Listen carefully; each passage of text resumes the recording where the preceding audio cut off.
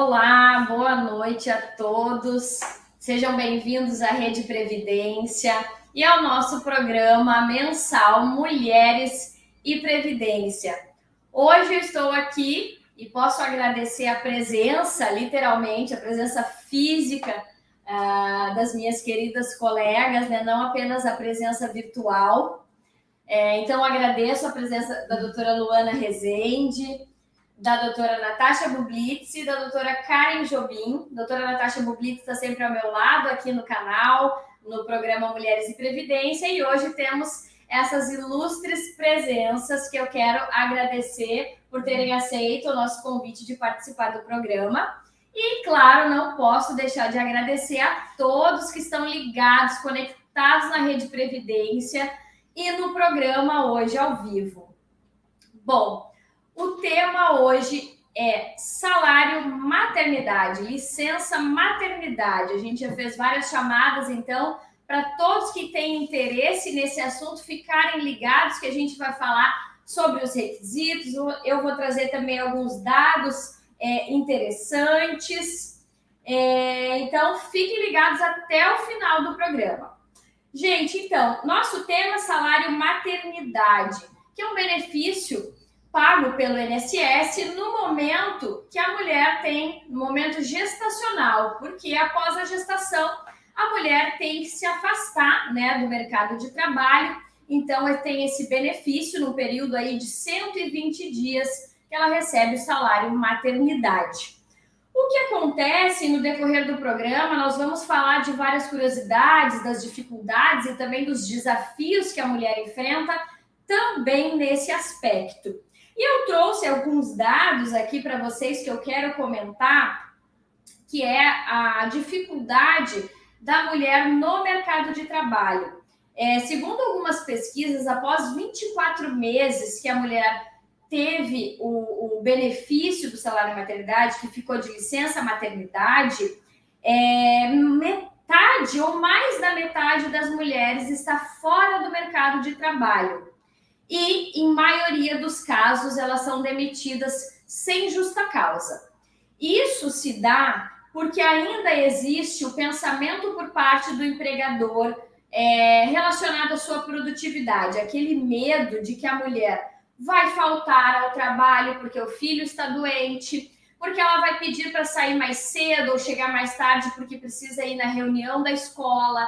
Enfim, por inúmeras razões que por ter que dar atenção ou às vezes não ter outra pessoa com quem ficar o seu filho, ela acaba tendo que se afastar. Então, os empregadores, dentro desses números que eu passei para vocês, acabam demitindo elas sem justa causa.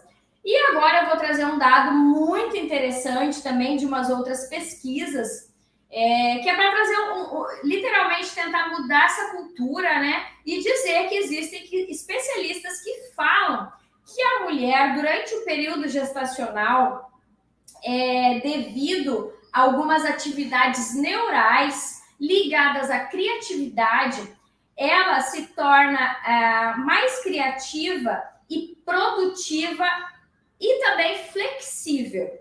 E, além disso, por a mulher levar normalmente uma dupla jornada de trabalho, ela tem uma maior capacidade de gestão do seu tempo, de otimização do seu tempo, ou seja, ela tem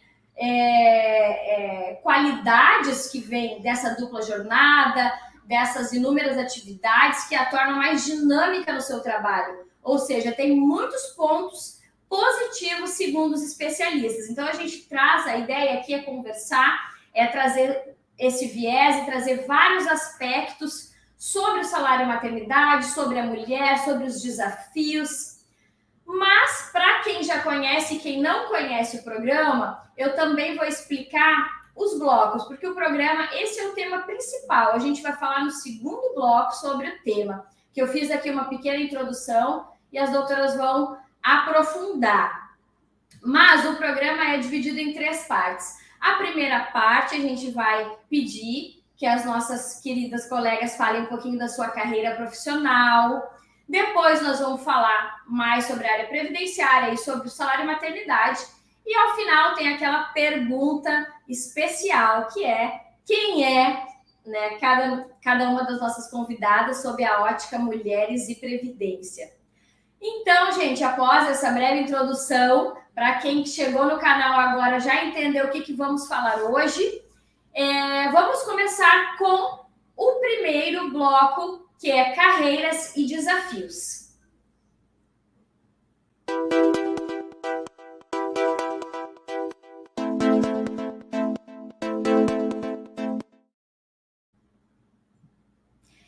Então, vamos iniciar nosso primeiro bloco. Quero pedir para a doutora Karen Jobim agradecer mais uma vez. Estou muito feliz de estar aqui ao teu lado para a gente falar desse tema tão interessante.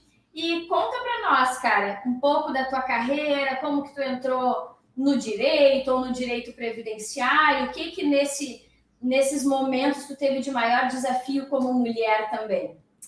Primeiramente, boa noite, né, a todos os nossos telespectadores. Eu vi ali que o Rafael Leão, que é nosso colega na Rede Previdência, está assistindo, também o Ricardo Souza. Estão morrendo de inveja neste momento, porque as mulheres da Rede Previdência estão aqui. E muito interessante, porque é a primeira vez que nós quatro nos vemos pessoalmente. Antes era só online, e é muito gostoso. Somos 3 gaúchas e uma recipiente, Natália. Recifense, né? Mas logo Luana também vai para o Rio Grande do Sul, vai se naturalizar, né? Gaúcha, não tem problema. E, enfim, eu estou muito feliz com isso. E eu iniciei, acho que eu estava contando, né, Natasha, ontem, como foi a minha saga, assim, na Previdência. Eu iniciei para ser o direito para ser delegada. Aí, devido ao meu porte físico, uma pessoa muito alta, forte, eu achei que não seria o melhor caminho. E terminei minha faculdade de direito no intuito, acho que como muita gente, de fazer concurso público. Porque o curso de direito, ele te dá assim, um leque imenso de possibilidades na carreira pública. Passei na primeira fase da OAB, surgiu uma entrevista de trabalho num escritório, fiz a título de, vou fazer, né? Já passei na primeira fase só, mas vou fazer. Fui contratada, fiz a segunda fase, passei. Me apaixonei pela advocacia, me encontrei na advocacia, acho que não faria outra coisa hoje que não fosse ser advogada. E, por fim, saí desse escritório, montei o meu. E, no começo, um advogado conhecido, que já tínhamos atuados em causas, em lados opostos, ele já muito atuante há muito tempo em Maringá, no Paraná, onde eu moro, me ligou e falou, Karen, eu não vou mais fazer a previdenciário, né? Porque na época, Ricardo vai lembrar dessa época, eu não sei se as meninas aqui vão lembrar, doutor Ney também. Na época, nós tínhamos que ir muito ao INSS, porque o processo era físico e tal. E ele não ia fazer mais isso. E aí ele falou, você quer pegar minha carteira de cliente previdenciário? Falei, claro, não tinha cliente. Falei, claro, né? Não. E aí eu comecei a atuar no direito previdenciário e isso me deu um sentido. Porque eu sempre falo que o direito previdenciário é a área mais altruísta do direito. Que tu consegue exercer teu trabalho, ganhar teu salário, mas tu consegue também ajudar outras pessoas, né? E fazer o bem, enfim.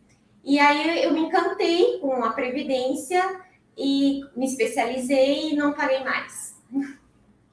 Muito bem, é verdade, realmente, o direito previdenciário, a gente lida aí direto com direitos sociais e realmente é muito gratificante. Obrigada, Karen. Vou passar então a palavra para a doutora Natasha para conversar um pouquinho com vocês, para fazer a introdução também. Uma boa noite a todos que estão acompanhando, mas principalmente boa noite para vocês, doutoras. É uma alegria imensa hoje estar ao lado de vocês, estar ao lado da doutora Elisiane, que estamos comandando sempre à distância esse programa, conhecer pessoalmente a doutora Karen, a doutora Luana, saber um pouco mais sobre a carreira de vocês, os desafios, e trazer esse tema tão interessante que é o salário maternidade. E trazer algumas discussões e nuances que que o salário maternidade ele não pode ser visto só como um direito da gestante. E precisamos aprofundar e debater o salário maternidade como um direito e uma proteção social da criança. E aqui a gente começa a falar sobre as novas famílias, as famílias contemporâneas e as extensões desse salário, sempre visando proteger a criança. Se formos pensar, o próprio reconhecimento do salário maternidade para as adotantes somente foi regularizado, passou a constar na legislação em 2012 e 2013. É muito recente esse reconhecimento. Até então, quem adotava uma criança tinha uma licença maternidade condicionada à idade do menor, ou seja, os requisitos de proteção ao menor, a dignidade desse menor, ela estava protegida parcialmente. Então, tivemos uma evolução uma conquista muito boa, mas ainda temos muito a caminhar quanto ao salário maternidade. Então, sobre isso, nós vamos debater ainda agora durante o segundo bloco, com as meninas sobre as novas famílias, as novas extensões do salário maternidade. Nos acompanhem porque essa temática é muito importante de ser refletida e principalmente para que chegue ao conhecimento de todos nós. E dando início, então, e continuidade ao nosso segundo bloco, eu gostaria de saber da doutora Luana Rezende. Conta um pouquinho para nós da tua carreira e um pouco um desafio que tu tenha vivido em virtude de ser mulher.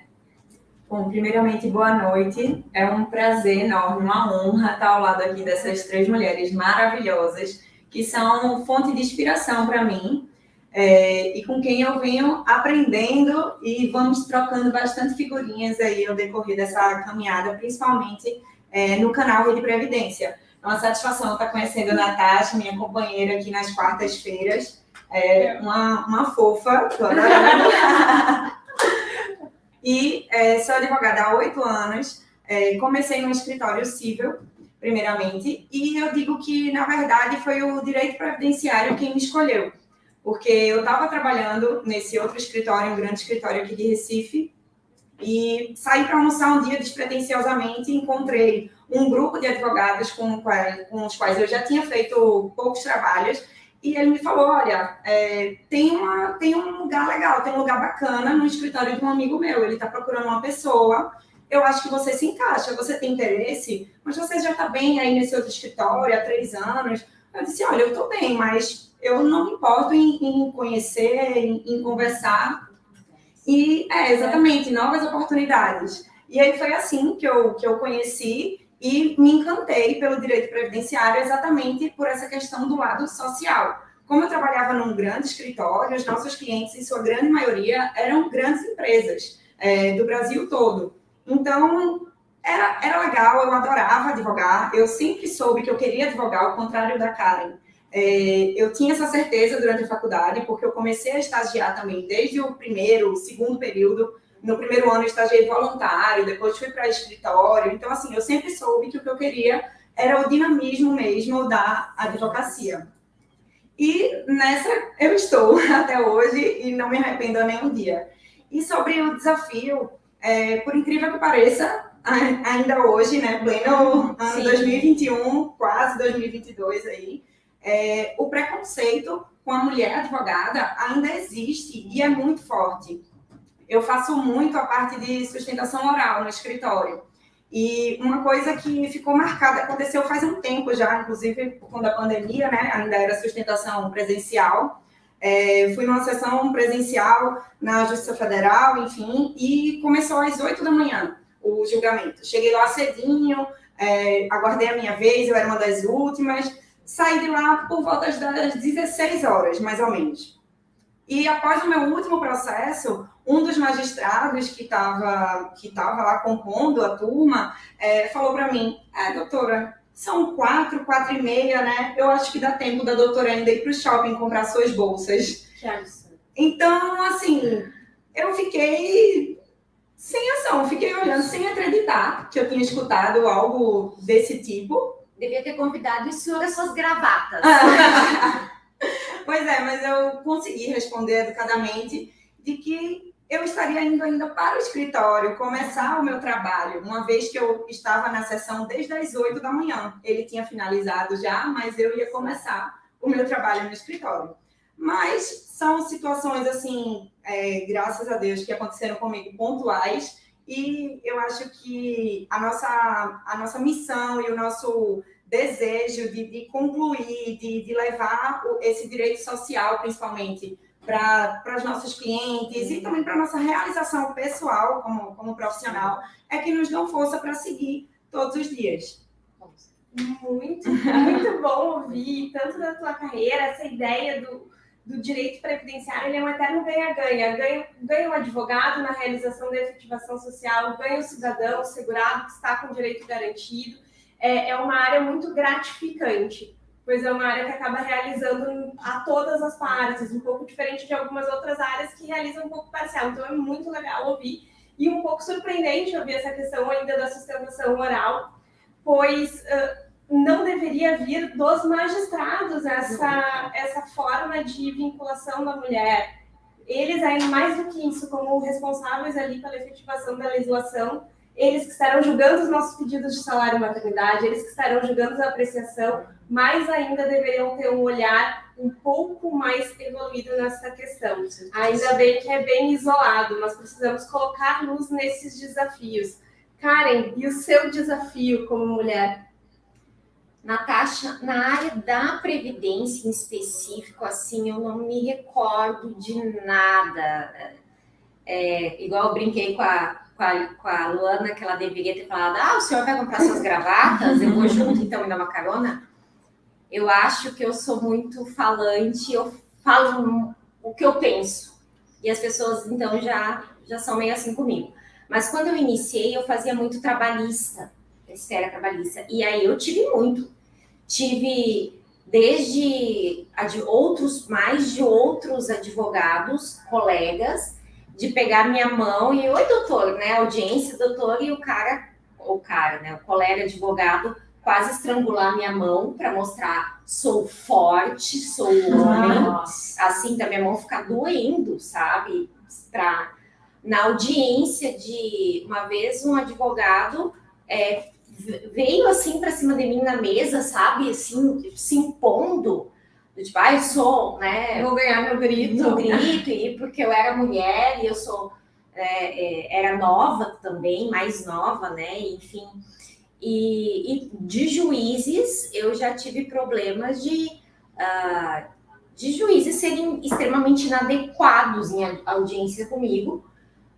Do juiz, uma vez, eu estava numa audiência grande, eram 3 empresas e um empregado, eu atuava por uma empresa, e aí estavam alegando ali que essas 3 empresas eram um grupo econômico, era a alegação do funcionário. E aí o juiz olhou para mim e falou, doutora, quanto tempo a senhora não vem aqui? Não está fazendo mais trabalhista? Ou as tuas ações não estão caindo tanto aqui na X-Vara? Eu falei, doutor, eu diminuí bem as minhas trabalhistas e tal, mas acho que realmente não estão caindo muito aqui. Mas isso não pode acontecer. Olhar para o escrivão e falar, fulano, veja que mais ações da doutora Karen sejam julgadas aqui para que eu possa vê-la mais vezes. Nossa Senhora.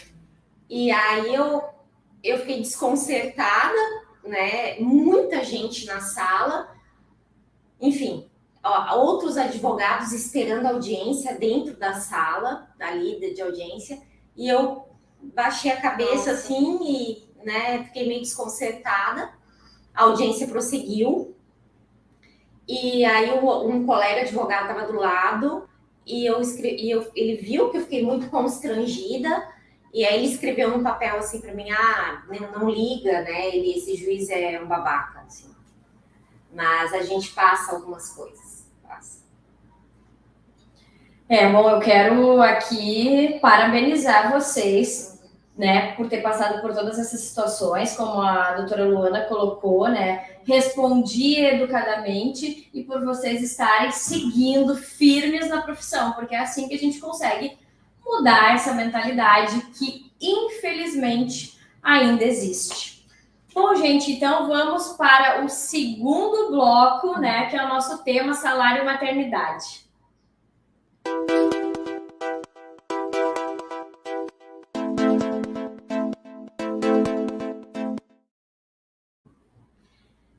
Agora, no segundo bloco, como eu havia comentado no início, a gente vai falar aí especificamente sobre o salário maternidade e diversas nuances relacionadas a isso, como a doutora Natasha colocou, né? As famílias contemporâneas, enfim, diversos aspectos a gente vai trazer aqui. Mas, como eu sempre coloco, né, é interessante falar e sempre começar do básico, porque o Rede Previdência é para isso, não é só para colegas advogados, é para segurado, é para todas as pessoas que querem ter mais conhecimento. Então, eu vou perguntar para a doutora Luana Rezende, pedir para ela explicar um pouquinho dos requisitos do salário maternidade. Bom, o salário maternidade, ele é um benefício previdenciário, né? Que ele é assegurado para pessoas, não apenas para mulheres, né? Como vai ser melhor tratado mais à frente. Há pessoas que necessitam se afastar da sua atividade laboral por questões de nascimento de um filho ou adoção, ou ainda quando acontece de abortos não criminais, tá? Que são todas aquelas hipóteses que também acredito serão tratadas, que são permitidas por lei. E também quando acontece a situação do feto nascer morto, do bebê natimorto, né? Que ou ele nasce morto já, morre no útero, ou ele nasce vivo, porém, poucas horas depois vem a falecer, tá? Então, ele é assegurado para todas essas pessoas. Bom, como dito também por doutora Lisiane, ele tem um período de 120 dias e o requisito principal, e eu diria que quase que único, falando de maneira geral, é a questão da qualidade de segurado. Porque, atualmente, a jurisprudência vem decidindo que não é necessário que a pessoa esteja empregada no momento de necessidade desse requisito, mas sim que tenha a qualidade de segurado. Então, tá bom. Obrigada, doutora Luana, por explicar os requisitos aí pra gente. E vou passar a palavra para a doutora Natasha, dar continuidade. Perfeito, muito obrigada. Esses esclarecimentos vão nos aprofundar bastante. Realmente, o salário maternidade ele não pode ser visto só como um direito da mulher, sim de pessoas. E falando nesse direito, a doutora Karen vai trazer para nós um pouco uma jurisprudência recente sobre a questão do prematuro, para trazer um pouco essa nova conceituação que a jurisprudência tem evoluído no reconhecimento como um direito da criança e não só da mãe, só da mulher. Essa evolução que estamos caminhando quanto a este benefício. Conta um pouco para nós, Karen. Então, Natasha, nós já tínhamos esse posicionamento firmado no STF e recentemente nós tivemos uma portaria conjunta do Paraná, nesse caso, da Turma do Paraná, no sentido de que as mães que têm os bebês prematuros e que esses bebês, e não só prematuros, mas de repente o bebê que nasce ali com uma doença mais grave, que tenha que ficar na UTI neonatal por um tempo maior que 14 dias, a mãe acaba não aproveitando a licença maternidade.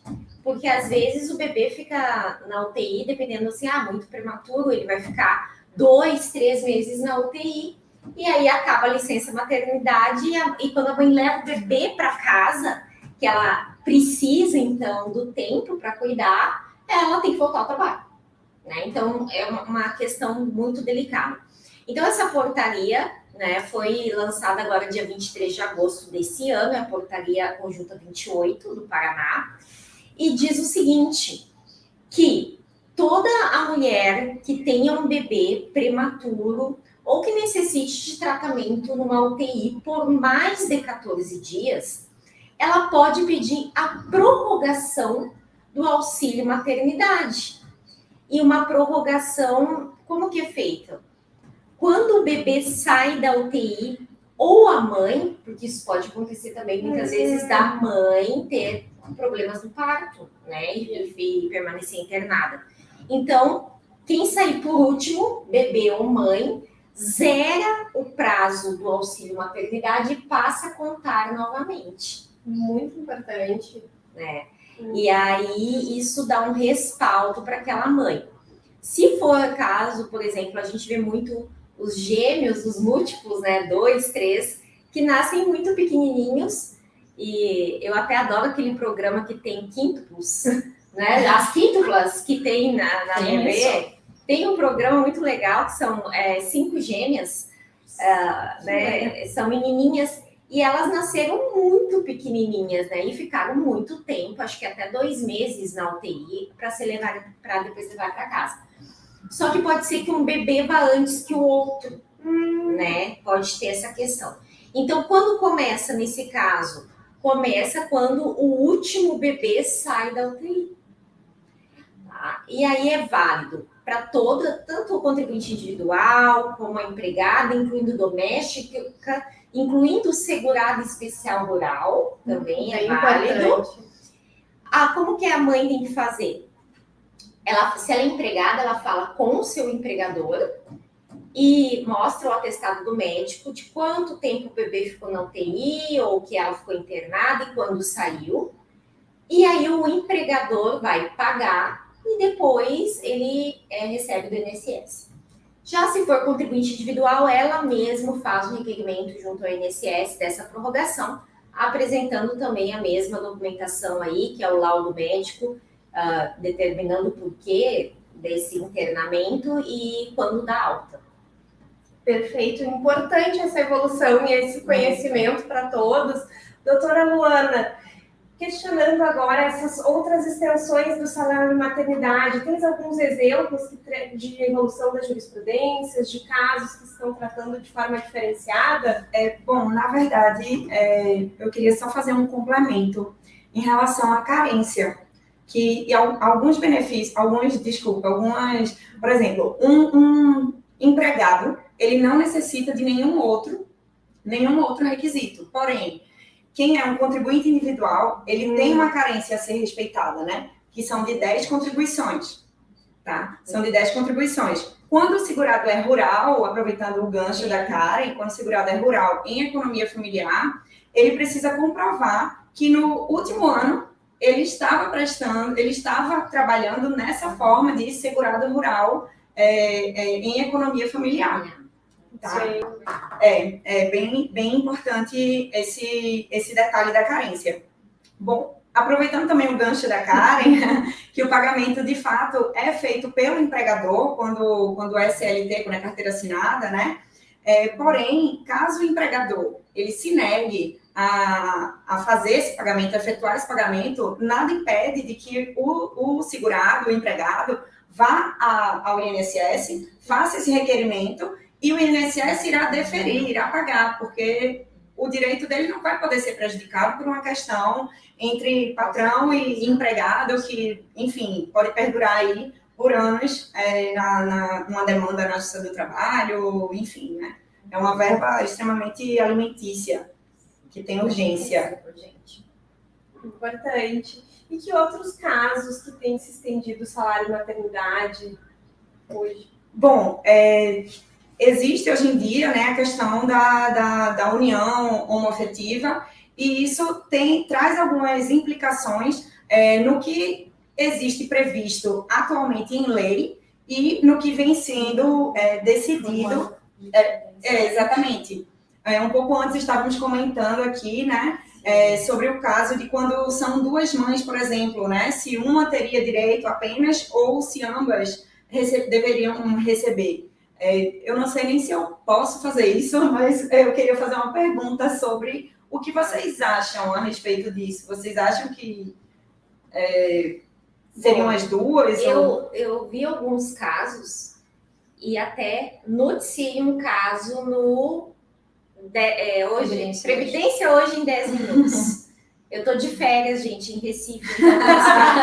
Então, eu tinha que falar isso, entendeu? Até o final do programa, tu tinha que contar isso, né, cara? Eu tinha que estava de férias em Recife. Mas, enfim, Previdência Hoje em 10 minutos, de segunda a sexta, às 6 da tarde. E eu noticiei um caso, uma jurisprudência do TRF da 4ª Região, porém se tratava de uma servidora pública. E o que aconteceu? 2 mães, a que gerou, tinha o direito ao salário maternidade, ao auxílio maternidade do INSS, por ter gerado, por ter, digamos assim, o desgaste físico. Já a outra mãe, que não gerou o bebê, ela entrou com pedido, foi indeferido, né? Até mesmo que a gente sabe que auxílio, salário maternidade via INSS até para o pai, depois a gente pode comentar isso, não pode existir dois numa mesma família, né? No mesmo casal, digamos. E essa questão foi decidida como na justiça? Deram a esta mãe que não era a gestacional um auxílio semelhante ao licença paternidade de 20 dias, porque era servidora pública. Tá? Se fosse pelo INSS, seria então semelhante à licença paternidade de contribuinte ou empregado CLT, seria de 5 dias. Então fizeram essa, e até eu li a jurisprudência e tal, e o desembargador, muito coerente, citou o nosso princípio da igualdade constitucional. Então, como que tu vai dar para um pai, digamos assim, pelo ser do sexo masculino, um auxílio paternidade, porque ele não gerou a criança, mas ele precisa dar aquele apoio para a mãe que gerou, e não vai dar para a esposa, digamos, por ser mulher, que ela vai dar o mesmo apoio. Né? E eu achei bem coerente. E é interessante colocar, a doutora Natasha, acho que pode falar um pouco mais sobre isso, nós comentamos que é justamente qual foi o intuito, né, da licença maternidade, que é a proteção da criança. Acho que a doutora Natasha pode falar mais sobre isso. Isso, até antes, uma das coisas que nós havíamos comentado anteriormente é a questão da equidade de gênero. Muito a gente trouxe até nos outros programas esse desequilíbrio que fica no mercado de trabalho da mulher em virtude da dupla jornada. Inclusive agora no início a doutora Lisiane trouxe dados bem interessantes que mesmo após a estabilidade, que já é uma ideia de proteger a gestante, proteger a mulher, assim que termina a estabilidade, metade acaba sendo demitida ou saindo do trabalho. Quando se coloca que a mulher é responsável quase que integralmente pela criação do menor, nós estamos condicionando lá para frente essa desigualdade de gênero. Talvez seria um momento de passarmos numa evolução de discutir que ambos tivessem o mesmo período para cuidar do menor, visando a proteção do menor, e não só a proteção da mulher que gerou o bebê, e sim para que ambos tivessem de forma conjunta esse cuidado. Como bem colocado pela doutora Karen, pelo princípio do cuidado mútuo do casal. O menor ele não é cuidado só pela mãe ou só pelo pai, é um cuidado mútuo. Então, essa isonomia deveria ser igual. É muito interessante pararmos para pensar um pouco sobre isso, ainda que a jurisprudência tenha muito a caminhar, a legislação ainda mais, porque ela é mais restritiva, mas quando falamos lá na frente em mercado de trabalho, talvez o início dessa equiparação seja lá no início, na licença maternidade, nesse momento de proteção, colocando os dois como responsáveis nessa dupla jornada e equiparando aos poucos. Doutora Lisiane, o que pensa sobre isso? É verdade, concordo com a doutora. E confesso que eu não tinha pensado dessa forma ainda. Realmente, acho que já vem na raiz. A gente busca tanto uma equidade, uma igualdade, mas nunca tinha parado para pensar realmente. O pai vai dar o apoio, a mãe teve a questão hormonal, a questão física, mas por que não fazer diferente? Manter os dois da mesma forma, para que não seja apenas só a mulher prejudicada no mercado de trabalho futuramente. Então, eu concordo plenamente com a visão da doutora Natasha, não tinha pensado sobre isso ainda, e realmente serve para a gente refletir sobre o assunto. Posso fazer um adendo bem? Claro, fica à vontade. Esse programa vai render muito, é muita mulher junto conversar. Eu até já inverti, eu fiz pergunta. Mas aqui é importante é levar conhecimento. Está contribuindo, está tudo certo. Teve uma decisão também, que inclusive também foi notícia, que eu acho que trouxe o verdadeiro, digamos, o objetivo da licença maternidade, do salário maternidade, do auxílio, que é o objeto principal, que é o bebê. que é a criança. Uma mãe adotou uma criança de 12 anos de idade. E aí, quando ela adotou, ela requereu e o INSS falou não, porque no ECA diz que 12 anos já não é mais criança. E ela entrou na justiça, e o que a justiça utilizou? Não só o ECA, mas as leis de proteção da criança e tal, em que diz que todo menor de 18 é considerado criança, e concedeu o auxílio. Ou seja, esse juiz, ele visou a proteção principal, que é aquele menor, e que é para isso que serve. Para liberar o pai e a mãe, para dar atenção total para aquele menor. Seja ele um recém-nascido, seja ele uma criança de um pré-adolescente de 12 anos, mas que chegou numa nova família e que vai precisar daquela atenção e de cuidado. Se adaptar, né? Se adaptar. Muito bem, obrigada pela colocação, doutora Karen. Mais alguma colocação, doutora? Sim, esse tema é muito interessante. Eu queria questionar você sobre a questão do viúvo, quando ocorre o óbito da mulher durante o parto e há essa proteção para o menor, a jurisprudência, o que vocês têm visto sobre isso? O pai também tem direito ao auxílio maternidade, tanto quanto a mãe, né? O homem quanto a mulher. A única questão aí, para que os homens não saiam correndo quando nascer o filho e dê entrada no INSS e vão ficar 4 meses recebendo. A única questão aí é assim, o casal não pode receber concomitantemente pelo mesmo nascimento ali o auxílio para os dois. Mas se, por exemplo, ocorrer o falecimento da mãe, o pai pode requerer para ele, tá? E também pode acontecer da pessoa pensar assim, mas então, em termos de cálculo, meu marido vai ganhar mais que eu, então eu vou pedir para o meu marido receber em vez de mim. O homem que pedir tem que preencher todos os requisitos que a Luana falou, inclusive se afastar do trabalho. Então, se ele preencher esses requisitos, como no caso ele é obrigado, no caso de um falecimento inesperado ali da esposa, da companheira, enfim, da genitora, ele pode receber também esse auxílio. Bem interessante esse dado. Como advogadas, pedi para vocês comentarem um pouquinho sobre a questão da licença maternidade, como que vocês enxergam essa proteção nossa como advogada, esse momento onde nós somos a maioria contribuinte individual ou empregada, mas acima de tudo, muitas são contribuintes individuais, muitas advogadas trabalham em escritórios individuais e naquele momento, embora consigam a proteção do INSS com salário e maternidade, fica questionamento quanto ao processo e aos prazos. O que vocês pensam quanto a essa questão? Bom, recentemente, conversando com uma colega advogada que está grávida, está para ter neném, acredito que agora em dezembro, no início de dezembro, e ela estava exatamente comentando comigo sobre isso, de que ela peticionou num processo, pedindo adiamento, explicando, pedindo a suspensão exatamente do processo, e não foi deferido. Então, ela está tendo que correr com todos os prazos, com tudo que ela tem nos processos dela, para que não fique nenhuma pendência, para que dê tempo dela ter o neném, pelo menos, e que, caso apareça algum prazo, alguma coisa que ela consiga fazer de casa, ela consiga conciliar essa função mãe, que é tão importante, né?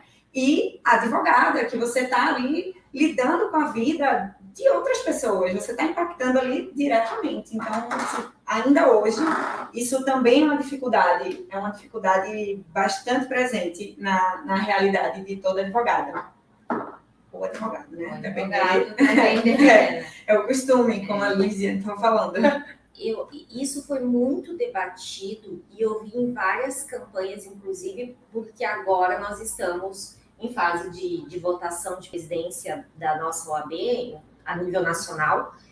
Muito discutido isso, porque, por exemplo, tem sedes, subseções de cidades, ou até as seções mesmo nas capitais, que às vezes a advogada entra ali na subseção, eu estou com meu bebê, entrei, vim fazer alguma coisa na OAB, não tem nenhum trocador no banheiro. Eu nunca vi. Nunca vi. Eu, particularmente, na cidade em que eu moro, em Maringá, não tem. Não tem. Porto Alegre não tem. Se eu não me engano, no Fórum da Justiça Comum Civil, aqui de Recife, tem um balcão que pode servir. De trocador. Mas eu não recordo de ter visto nada específico para isso. Sim, mas e a sede da OAB, que seria, em termos, a nossa casa, Não tem. ela não dá esse apoio. Pelo menos a minha sede lá não tem. Se você precisar trocar o bebê, alguma coisa, você tem que improvisar, porque não tem. Fora isso, a Caixa dos Advogados nos dá ali um respaldo financeiro e tal, mas é mínimo. E eu sinto falta da própria, né, da nossa ordem, lutar mais por isso, bem o que a Luana falou, em termos de prazos. Porque a advogada ganhou nenê, já tem que parar de trabalhar. Tá naquele turbilhão físico, hormonal, tudo começando, né, um início ali novo, uma outra etapa. E aí ela ainda, além dos gastos com o bebê, que quem tem bebê é absurdo, né? Ela ainda tem que, de repente, contratar um estagiário, uma outra advogada para cumprir os seus prazos, as suas audiências, porque ela não tem um respaldo nem do judiciário e a OAB, que deveria lutar por ela, também não faz.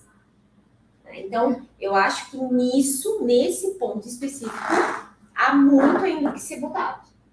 A ser debatido. O judiciário, ele traz a questão do prejuízo para os clientes, que a suspensão do prazo por 4 meses estaria um prejuízo gigante para os clientes, mas será que um processo, e o prejuízo para a advogada, o prejuízo para a mulher, para a criança, para o menor, não haveria um ponto para ser evoluído nessa discussão? É um tema bem delicado, mas que deve sim ser debatido. Com certeza, com certeza. E é bem como tu falaste, né, Natasha?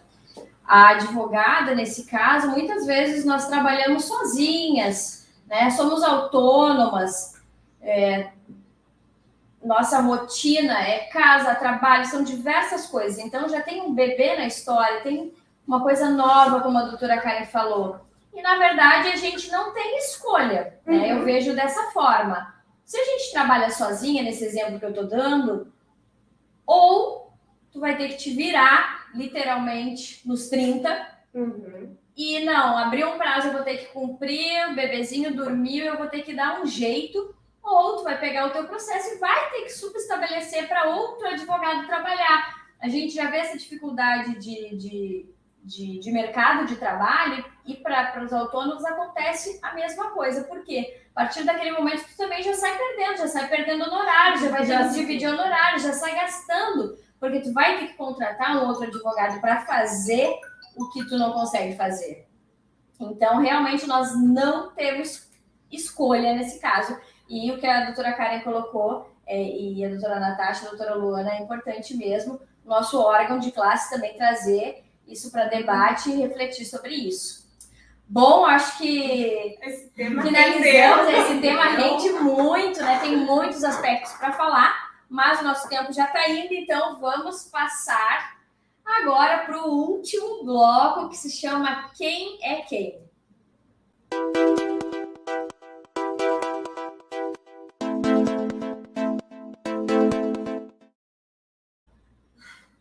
Bom, gente, então, como eu expliquei no início do programa, esse último bloco, eu particularmente, eu adoro esse último bloco, porque faz uma pergunta que faz a gente refletir bastante como profissional e como mulher.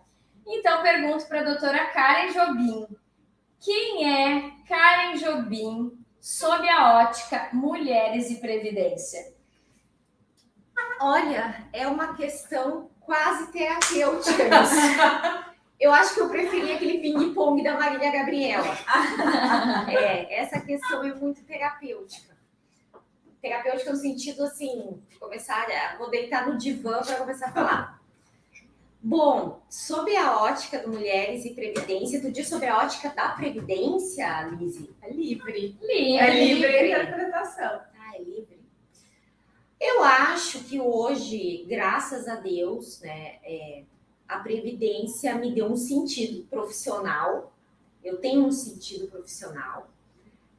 Eu me tornei uma mulher e pessoa melhor por conta da Previdência, porque me traz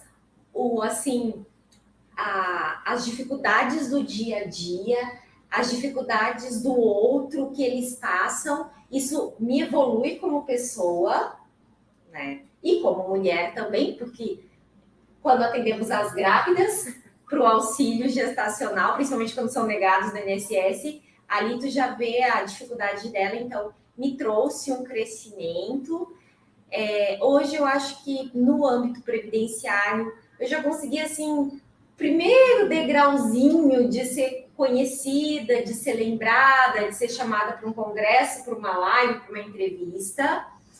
Então, eu acho que quem eu sou diante da ótica, assim, digamos, de mulher em previdência, eu sou uma advogada previdenciarista com orgulho e realizada. Ai, que lindo. Adorei. Muito obrigada. Eu que agradeço. É muito bom ouvir as respostas dessas perguntas, assim, porque essa é uma reflexão que todo mundo deve fazer. Doutora Luana Rezende. Quem é doutora Luana Rezende sobre a ótica Mulheres e Previdência?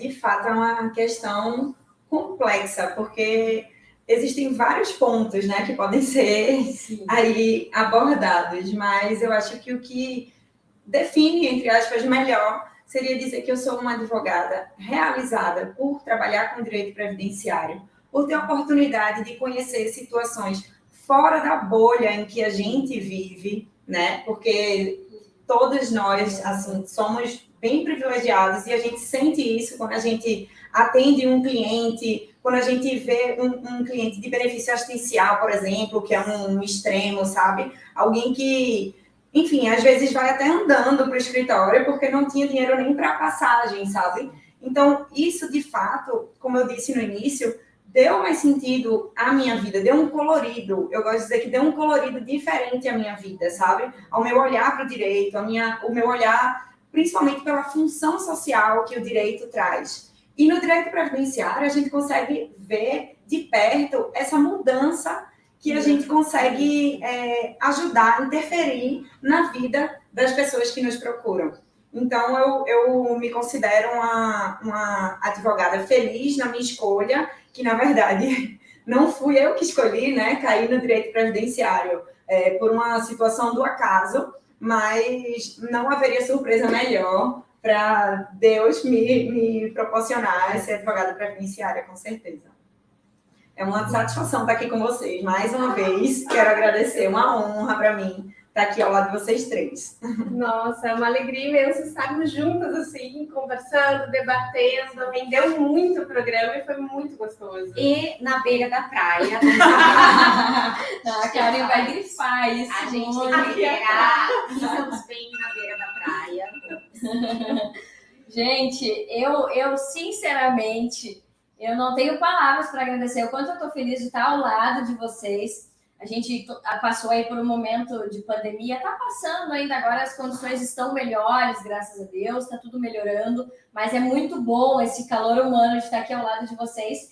E quero dizer que, com certeza, eu adorei, eu digo que eu adoro o último bloco, e é justamente para ouvir, e eu fico muito feliz e inspirada. Vocês, com certeza, me inspiram de ouvir dizer eu sou realizada, eu trabalho, eu sou previdenciarista, e é realmente isso que eu sinto da área previdenciária. Eu acho que ela nos traz um lado mais humano de forma geral. E aí, claro, mulheres e previdência, a gente tem o foco na mulher aqui, mas isso é um pensamento para a gente se elevar, né? De todas as formas, trazer uma reflexão mais humana. É o que a gente tem tentado aqui no programa, né, Natasha? Trazer essa reflexão de vários pontos para melhora. Né? Aqui a gente está falando do foco Mulheres e Previdência, mas de uma maneira, se elevar de uma maneira geral, que a função social do direito previdenciário é esse olhar mais humano.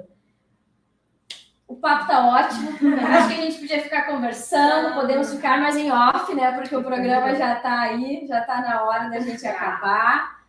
E quero agradecer mais uma vez, doutora Luana, por aceitar o convite, doutora Karen, agradecer companhia, parceria da doutora Natasha. E eu vou passar a palavra para vocês também, dizerem o que quiserem para a gente finalizar.